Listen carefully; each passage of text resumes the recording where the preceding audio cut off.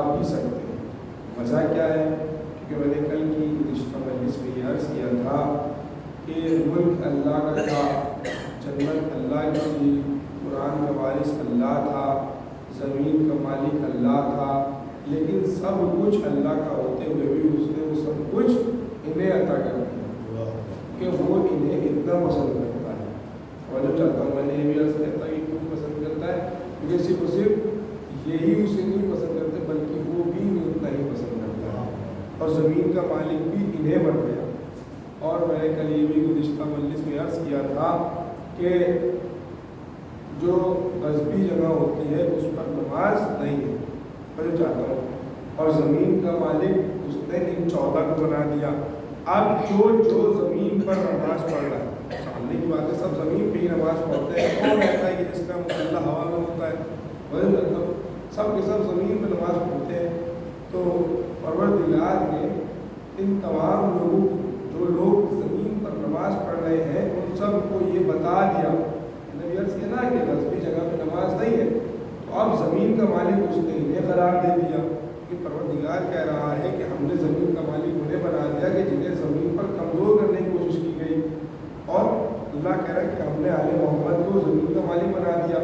اب جو زمین پر نماز پڑھ رہا ہے تو اس کو چاہیے کہ وہ نماز سے پہلے ان کا حق ادا کرے۔ وہ حق کیا ہے؟ پروردگار ان کا حق ادا کیسے ہو؟ تو پروردگار کہے گا کہ محمد و آل محمد پر صلوات پڑھتے جاؤ اور ان کے دشمنوں پہ لعنت بھیجتے جاؤ۔ حق کیسے ادا ہوگا؟ کہ نماز سے پہلے ان کی آل کے اوپر درود پڑھتے جاؤ، ان کے دشمنوں کے اوپر لعنت کرتے جاؤ۔ سمجھ رہے ہیں کہ تم نے ان کا حق ادا کر دیا۔ اب پتہ چلا کہ ولی اللہ نماز میں ضرور وجہ چاہتا ہوں کیوں؟ ان کی ولایت بہت ضروری ہے۔ اللہ کی ساری چیزیں تھیں، جنت اس کی تھی، اس نے انہیں دے دی، ملک اس کا تھا، مالک اس نے انہیں بنا دیا۔ آپ دیکھیے کوثر اس کا تھا، دے اس نے انہیں دیا۔ آپ دیکھیے زمین اس کی تھی، اس نے انہیں دے دی۔ سب کچھ دے کے دنیا والوں کو ان کا محتاج بنا دیا کہ دیکھو بغیر ان کے تم ہم تک نہیں آ سکتے، تمہیں اگر ہم تک آنا ہے تو ان کو وسیلہ ضرور بنانا پڑے گا، بغیر ان کے وسیلے کے چاہو مجھ تک آ جاؤ تو ایسا بالکل نہیں ہے۔ اور ہم نے یہ ساری چیزیں ان کو دے دی، اپنے تمام اختیار ان کو دے دی، کہ نفسوں کو خرید کر ہم نے اپنی مرضیاں بیچ دی۔ اب تمہیں جو مانگنا ہو ان سے مانگو، کیونکہ اب دیکھیے اللہ نے ان کے نفس کو خرید کے اپنی مرضیاں دی تھی۔ اب یہ چاہے جسے بھی چاہے اسے معاف کرے، جسے بھی چاہے اسے اولاد عطا کرے، جسے بھی چاہے اسے رزق دے، دیتا سب کچھ پروردگار ہے، لیکن ذریعہ انہیں بنا دیا کہ جو کچھ مانگنا ہو ان سے مانگو، کیونکہ یہ دیتے ہیں، میں خوش ہوتا ہوں کیونکہ یہ ہمارے دیے میں سے دیتے ہیں۔ پروردگار کہہ رہا ہے کہ جو کچھ مانگنا ہو، اولاد مانگنا ہو ان سے مانگو، زندگی مانگنا ہو ان سے مانگو، رزق مانگنا ہو ان سے مانگو، جو کچھ مانگنا ہو ان سے مانگو، کیونکہ یہ دیتے ہیں، میں خوش ہوتا ہوں کیونکہ یہ میرے دیے میں سے دیتے ہیں۔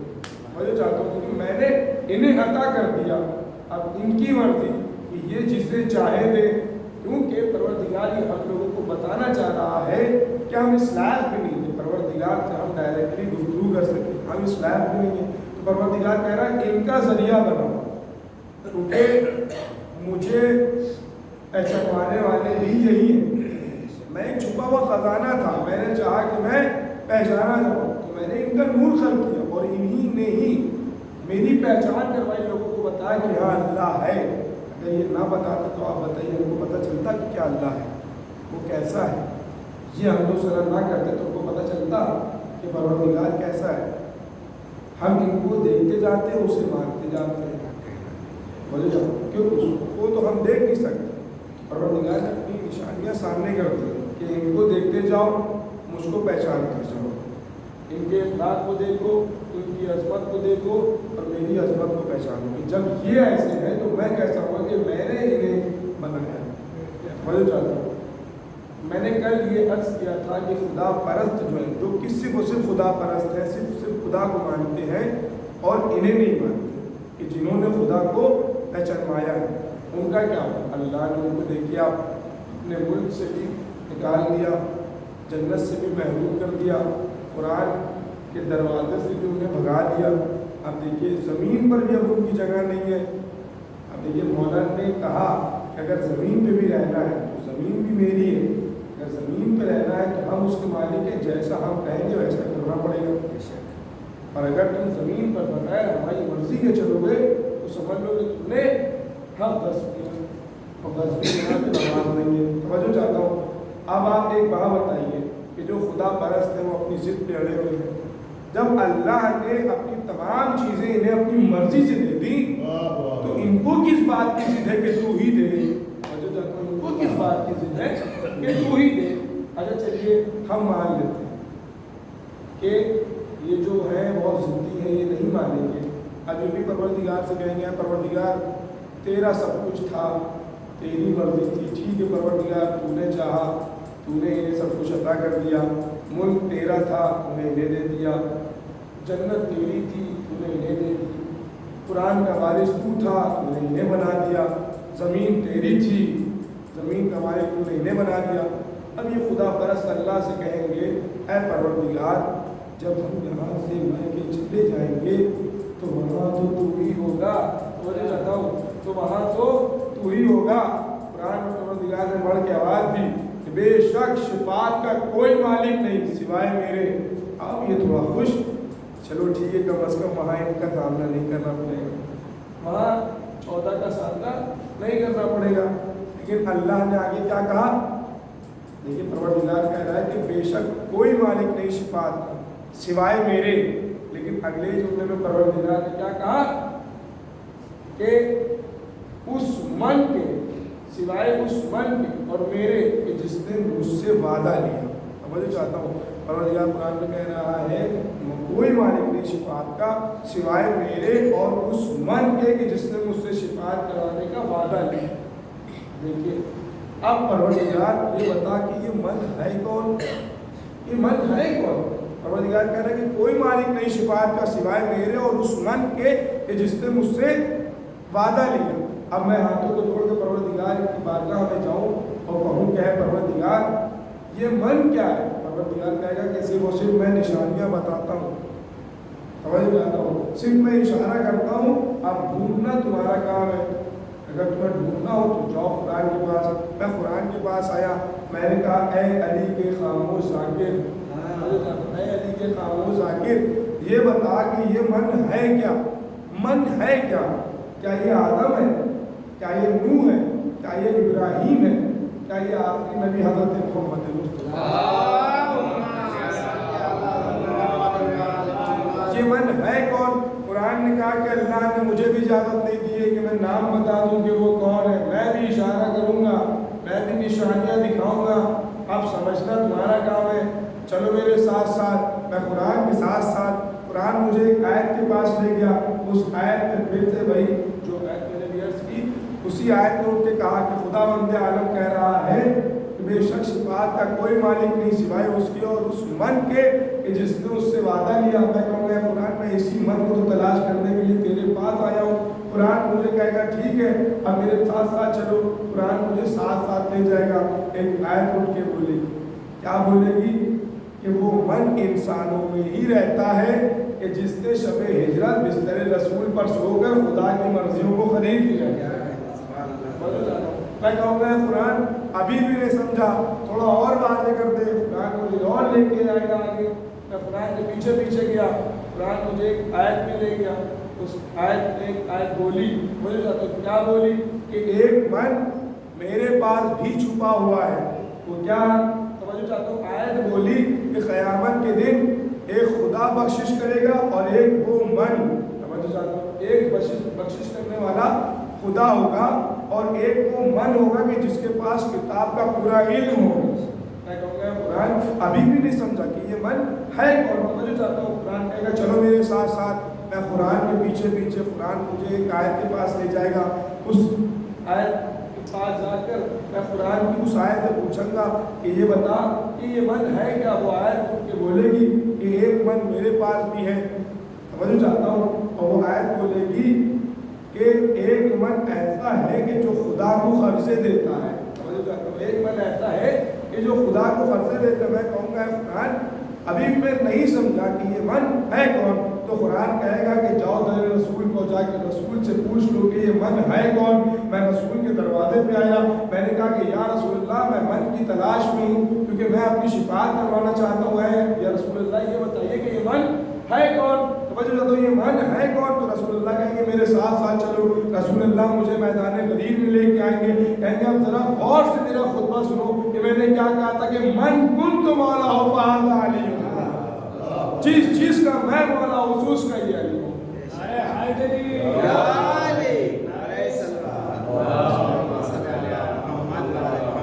हमको पता चला कि ये मन है कौन, जो हमारी शिफात कराएगा। तो बेशक खुदा परस्तों को अल्लाह ने मरने के बाद भी नहीं छोड़ा। आगे देखो वहाँ भी यही आए, वहाँ भी यही आए। तो अगर चाहो कि बगैर इनके मुश्तक आ जाओ तो ये पॉसिबल ही नहीं है, ये नामुमकिन है, ये हो ही नहीं सकता। मैं कोई भी इबादत बगैर इनके कबूल ही नहीं करता। मैं जो चाहता हूँ आप हदीस की बात आ गई तो चंद मिनट के हदीस से मुताबिक उसके बाद रखते मसाइल।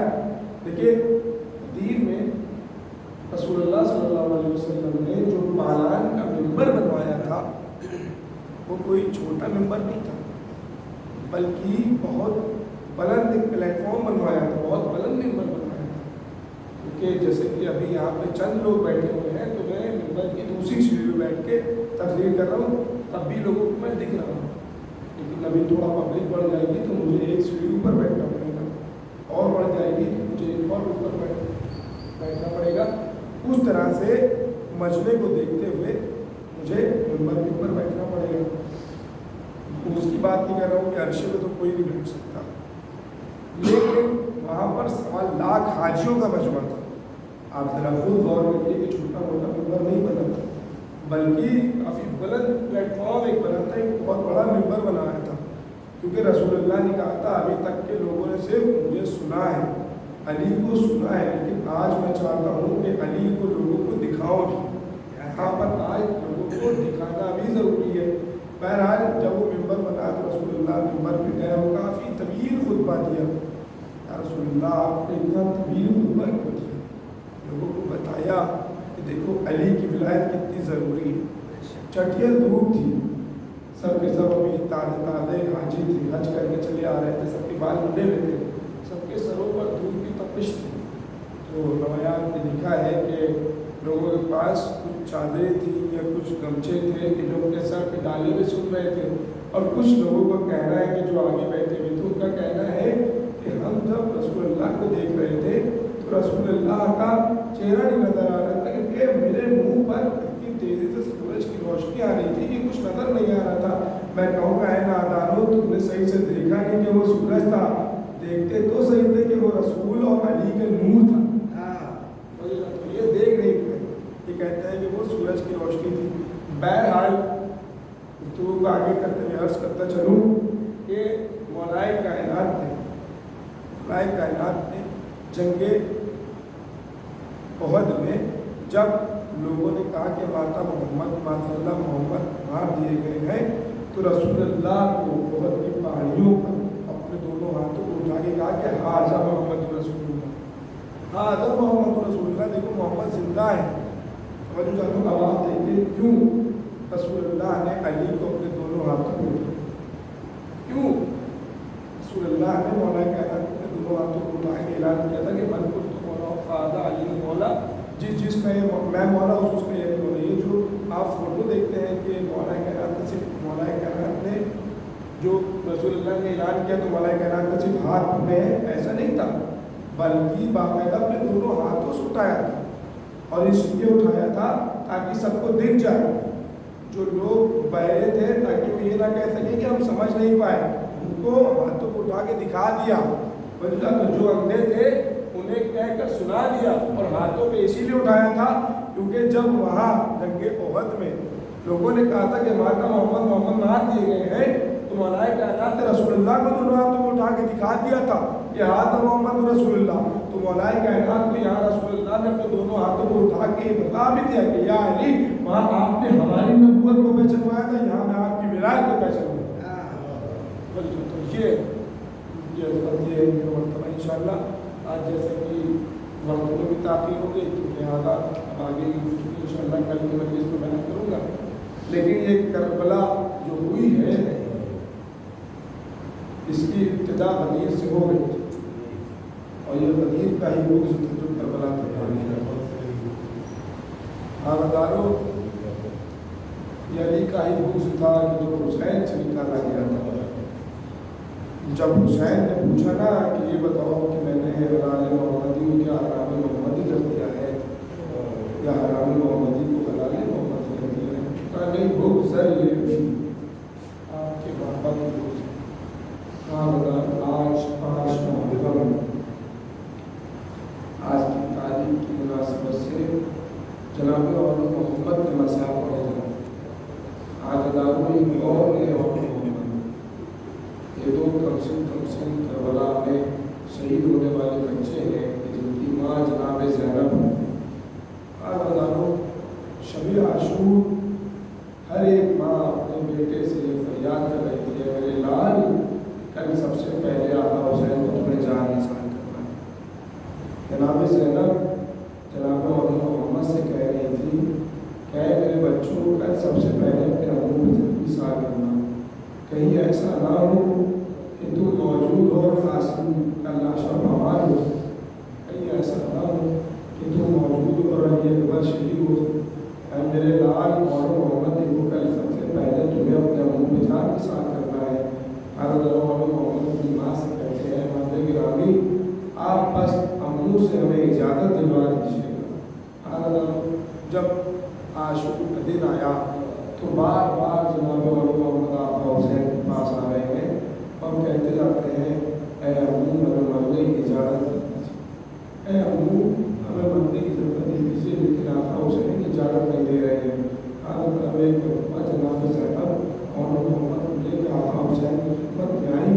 کہتی ہے اے آقا اے میرے بھیا حسین کہ میرے بچوں سے کوئی خطا ہو گئی ہے جو آپ مجھے مرنے کی اجازت نہیں دے رہے ہیں. ہاں بتاؤ جب بہت اصرار کیا تو آقا حسین نے اجازت دی. ایک کو آقا حسین نے سوال کیا، ایک مولا عباس سے سوال کیا. یہ دونوں بچے جب مکتب میں آئے تو رجس پڑا اور ایسا حملہ کیا کہ دشمنوں کو یہ کہنے پر مجبور کر دیا یہ حیدر کرار نواسے جعفر طیار ہوتے ہیں، ان پر ایسے نہیں غلبہ حاصل کر پاؤ گے، ان کو چاروں طرف سے گھیر کے ان کے اوپر حملہ کرو. ہزاروں روایات میں لکھا ہے کہ ان دو بچوں کے درمیان سے ایک ناکے کو گزروایا گیا اور الگ ہو گئے، محمد الگ ہو گئے. حضرت یہ 3 دن کے بھوکے اور پیاسے بچے کب تلک کے جنگ کرتے. ظالموں نے اب جو گھیر کر کے حملہ کیا تو یہ دونوں بچے گھوڑے پر سمجھ نہ سکے، زمین کربلا پہ آئے، آواز دے امو ادرکنی.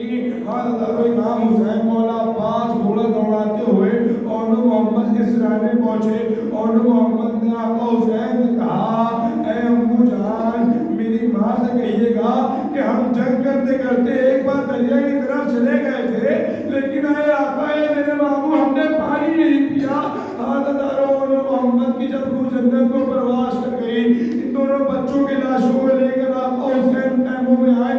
بیویاں سوچی کہ ابھی زینب آئیں گی اپنے آپ کو بچوں میں گرا دیں گی، لیکن جیسے ہی زینب آئی عجیب و غریب عالم تھا. جناب زینب نے ان دونوں بچوں کے درمیان ایک مسلح بچھایا اور پھر دعا کیا پروردگار تیرا لاکھ لاکھ شکریہ کہ تو نے میری قربانیوں کو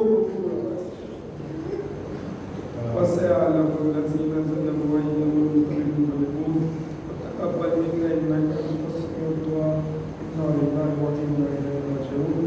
وصلوا وسلموا تسليما